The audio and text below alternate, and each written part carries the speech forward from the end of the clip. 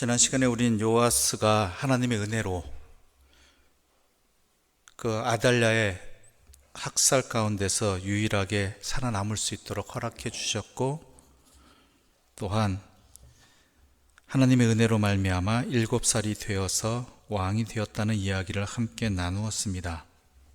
그리고 40년 동안이나 이스라엘을 다스렸죠. 유다를 다스렸습니다. 그런데 오늘 그 요아스의 이야기인데, 시작은 참 좋았는데 끝은 참 안타깝게 된 이야기입니다. 왜 그랬는가가 오늘 우리가 함께 깊이 깨달아야 될 내용인 것입니다. 아무튼 하나님의 은혜 가운데 요아스가 무사히 왕이 되고 통치를 시작합니다. 그리고 언제 얼마가 흘렀는지는 모르겠습니다.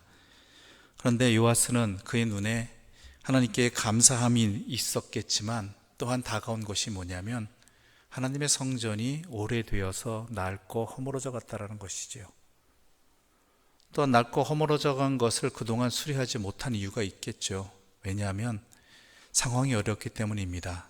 정치적으로도 안정이 안 되었고, 또한 아합 일가에 의해서 유다도 우상 숭배에 물들었기 때문에 하나님의 성전이 소홀히 여겨짐을 당했지요. 자그마치 솔로몬의 성전을 건축한 지 100년이 지난 때쯤이었습니다. 그래서 요아스는 성전을 수리하라고 명령을 내립니다. 그런데 오랜 세월 동안 명령을 내렸음에도 불구하고 이 명령이 지켜지지 않았다라는 것이죠. 우리 4절부터 8절까지의 말씀 좀 함께 읽어보겠습니다. 4절부터 8절까지의 말씀 함께 소리 맞춰 읽어보겠습니다. 요아스가 제사장들에게 이르되 여호와의 성전에 거룩하게 하여 드리는 모든 은 곧 사람이 통용하는 은이나 각 사람의 몸값으로 드리는 은이나 자원하여 여호와의 성전에 드리는 모든 은은 제사장들이 각각 아는 자에게서 받아들여 성전의 어느 곳이든지 파손된 것을 보거든 그것으로 수리하라 하였으나 요아스 왕 제23년에 이르도록 제사장들이 성전의 파손한 데를 수리하지 아니하였는지라. 요아스 왕이 대제사장 여호야다와 제사장들을 불러 이르되 너희가 어찌하여 성전의 파손한 데를 수리하지 아니하였느냐. 이제부터는 너희가 아는 사람에게서 은을 받지 말고 그들이 성전을 파손한 데를 위하여 드리게 하라. 제사장들이 다시는 백성에게 은을 받지도 아니하고 성전에 파손한 것을 수리하지도 아니하기로 동의하니라. 아멘. 요아스 나이 30세가 되기까지 성전이 수리되지 않고 있었던 것입니다. 얼마나 오래된지는 모르겠습니다. 그 명령이 지켜지지 않은지. 근데 왜 안 지켜지는가 하고 봤더니 방법이 잘못되었었습니다. 당시 어떻게 하였냐면은 제사장들이 직접 헌금을 받았습니다. 예를 들면 이런 거죠. 여러분들이 교회에 헌금을 드릴 때 직접 저에게 주시는 겁니다. 각 신방을 할 때도 각 저에게 그냥 개별적으로 주시는 거죠. 이것을 성전 곳곳에 서 주십시오. 아니면은 뭐 어디 꾸미는데 예배 드리는데 쓰게 해 주십시오라고 직접 제사장에게 줬단 말이에요. 근데 사람이란 게 아무리 제사장이라도 그렇죠?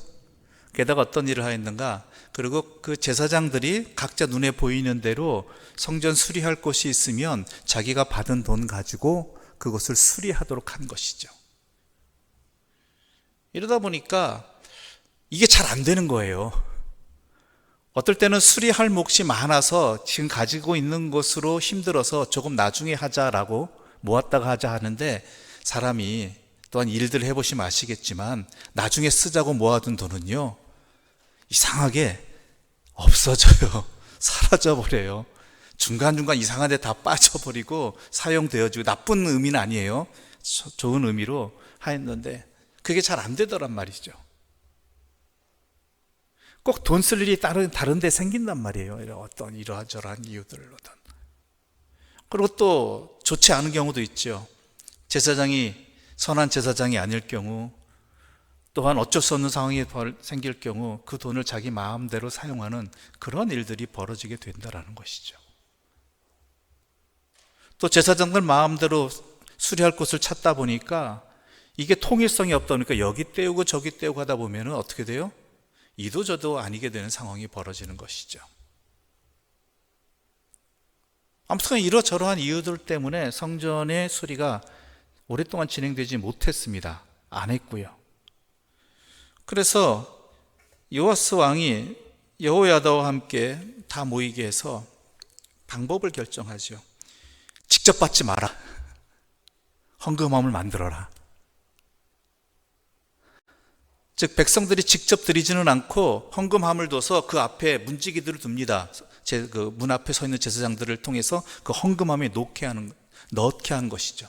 물론 우리가 지금 들어오실 때 헌금하는 것과 마찬가지입니다. 예배의 자리에 나와서 직접 각자 헌금함에 넣도록 그 헌금함을 만들지요. 그리고 그것을 모아서 이 성전 수리할 것을 부분적으로 보는 게 아니라 총괄해서 관리해서 그 모든 것들을 총괄하는 사람을 통해서 직접 목수나 수리하는 업자에게 맡겨서 그것을 수리하게 합니다.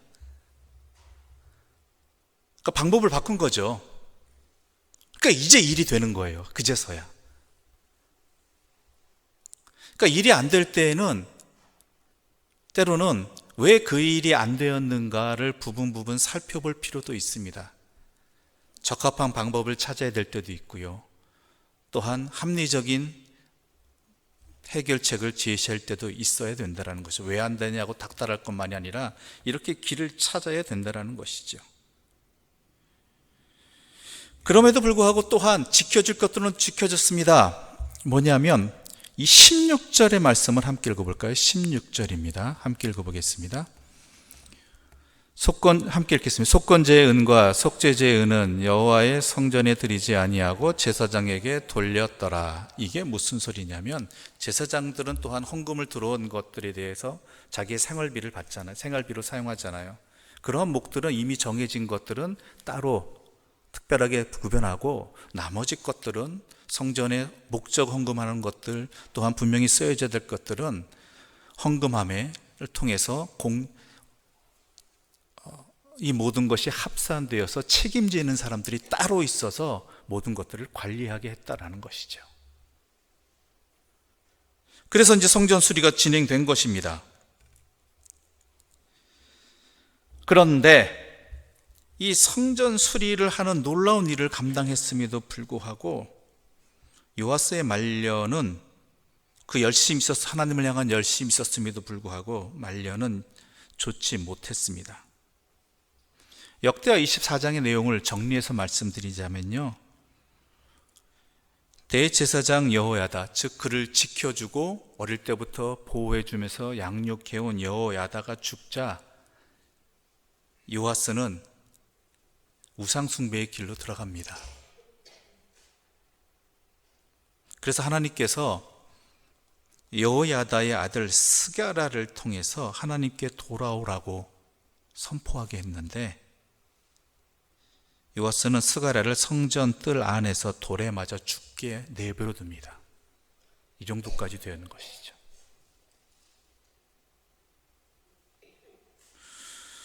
그래서 하나님께서는 이에 대한 징벌로 아람 왕 하사엘이 유다를 침략하게 만들죠.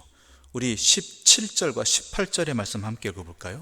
17절과 18절입니다. 그때 아람 왕 하사엘이 올라와서 가드를 쳐서 점령하고 예루살렘을 향하여 올라오고자 하므로 유다의 왕 요아스가 그의 조상들 유다 왕 여호사밧과 여호람과 아하시아가 구별하여 드린 모든 성물과 자기가 구별하여 드린 성물과 여호와의 성전 곳간과 왕궁에 있는 금을 다 가져다가 아람 왕 하사엘에게 보냈더니 하사엘이 예루살렘에서 떠나갔더라. 하나님께서 하사엘을 통해서 아람 왕 하사엘을 통해서 요아스를 치시는 겁니다. 그럼에도 불구하고 요아스는 깨닫지 못합니다. 이때 어떻게 쳐들어왔으면 어떻게 될 것 같아요? 먼저 하나님께 구해야 되잖아요. 근데 어떻게 해결하고 있어요? 하나님의 성전에 있는 것들을 다 하살에게 바치고 있는 모습이 보여집니다. 물론 물러갔죠. 그런데 중요한 건 뭐예요? 요아스가 돌이키지 않았다는 거예요. 하나님의 성전을 수리하고자 그토록 애썼던 사람이 이제 이렇게 변한 겁니다. 자기가 살기 위해서 하나님의 성전에 있는 것들을 털어서 모두 하나님 이방 왕에게 바치어서 자신의 목숨을 구하는 지경에 이른 것이죠. 왜 이렇게 되었을까요?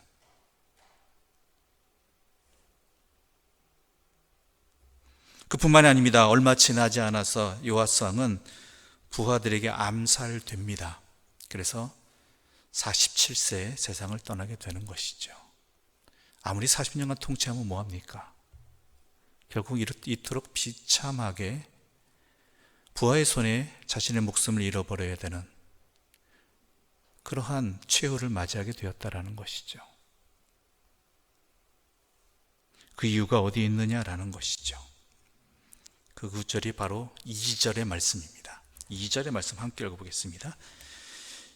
요아스는 제사장 여호야다가 그를 교훈하는 모든 날 동안에는 여호와 보시기에 정직히 행하였으되. 뭐라고 되어 있습니까? 요아스는 제사장 여호야다가 그를 교훈한 모든 날 동안에는 여호와 보시기에 정직히 행하였으되. 그 얘기 뭐예요? 뒤에는 여호야다가 세상을 떠난 뒤에는 하나님 보시기에 악하였다라는 것이죠. 이건 열왕기의 하뿐만 아니라 같은 내용이 기록되어진 역대하에서도 마찬가지입니다. 똑같이 기록하고 있어요.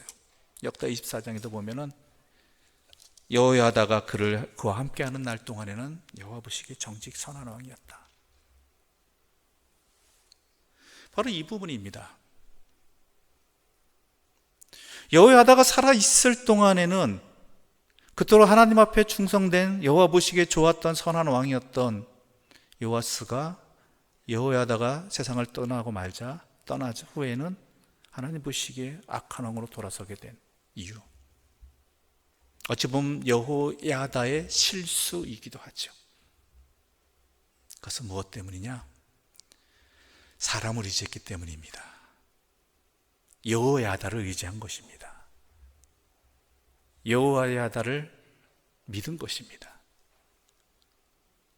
물론 하나님의 사람인 여호야다를 통해서 그가 하나님의 말씀을 교육받고 요아스가 하나님의 말씀대로 행하는 이 모든 것들은 맞습니다.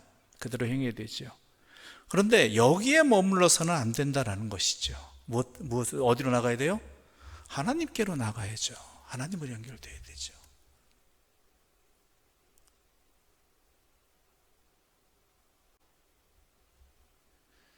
제가 여러분과 함께 나눴던 이야기들 중에 하나가 뭐냐면, 달을 가리키는 손가락을 보지 말고 달을 쳐다봐야 한다고 말씀드렸습니다. 기억하십니까?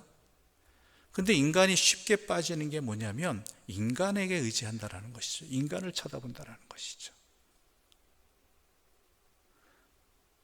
목사를 통해서, 제사장을 통해서 하나님을 알게 됩니다. 하나님의 말씀을 배웁니다. 깨닫게 됩니다. 하나님의 말씀대로 살아가게 됩니다. 그런데 거기에 머무는 것이 아니라 내 스스로가 하나님 말씀 앞에 설 수 있는, 하나님 말씀대로 살아가는 하나님을 바라봐야 되거든요. 그런데 목사를 바라보고 제사장만 바라보고 있어 놓으니까 결국 그 사람이 사라지게 되면, 그 사람을 의지하던 그 마음이, 그 중심이 놓쳐버리게 되면은 또한 그 손가락으로 표현할게요. 손가락이 잘못된 길로 가면은 똑같이 잘못된 길로 가는 거예요.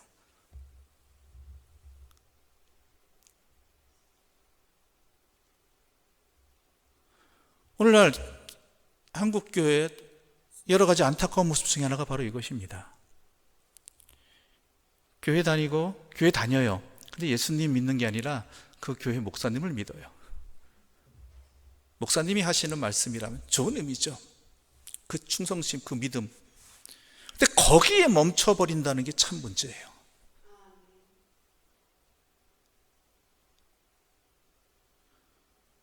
대제사장은요, 하나님께 예배 드리는 것을, 백성을 하나님께로 인도하는 자예요. 도와주는 사람이에요. 목사도 마찬가지예요. 예배를 또한 하나님의 말씀을 통해서 여러분이 하나님께 나아가게끔, 하나님의 사람으로 변화되게끔 하는 돕는 이일 뿐입니다. 그렇다면 언제나 돕는 이만 쳐다볼 수는 없잖아요.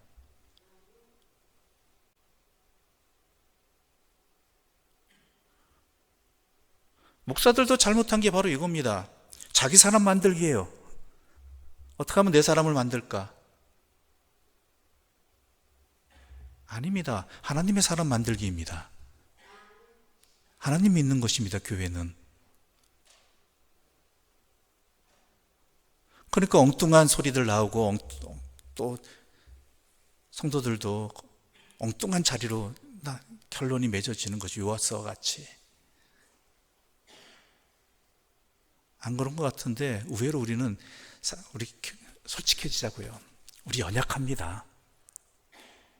저도 마찬가지고, 저도 어느 목사님 좋아하고 어느 교수님 좋아하게 되면요, 그 교수님 얘기만 듣고 그 목사님 얘기만 듣고 그 책만 보고 있어요. 정작 그것을 통해서 바라봐야 될 달은 쳐다보지 않고 그 손가락만 열심히 파고 있단 말이에요.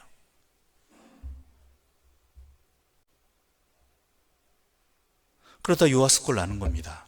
그 손가락이 사라지니까 엉뚱한 대로 의지할 찾지 못해서 잘못된 길로 나가는 거죠. 여러분의 인생은 하나님이 책임지시는 겁니다. 그렇죠? 목사가 책임지는 거 아니에요. 교회는 하나님의 교회입니다. 교회의 머리는 예수님이십니다. 목사가 아닙니다. 또한 여러분의 신앙의 선배가 아닙니다. 물론 하나님께서 그분들을 통해서 그 모든 이들을 인도하시겠지만 결국 인도하시는 목적지는 어디예요? 하나님께로 나아가는 거예요. 주님께로 나아가는 거.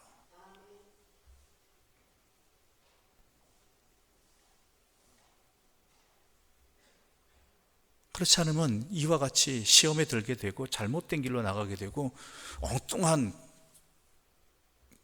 모습들이 우리들 주변에 보이는 것처럼 막 세습하고, 또한 목사가 잘못 가르치는 대로 막 나아가고 행동하고, 성경에도 없는 그러한 말들 하고, 그러다 이단되고 그러다 사입이 되는 거죠. 하나님을 향해 나간다면, 서로가 하나님을 향한 그 분명한 목표를 가지고 서로가 나아간다면 잘못될 수가 없는 거거든요.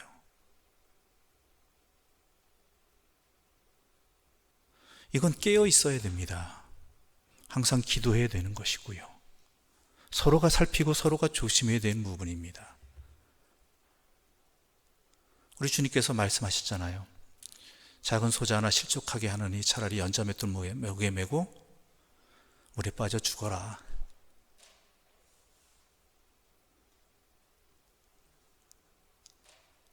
이건 오늘 우리 시대에 다시금 회복되어야 될 모습인 것입니다.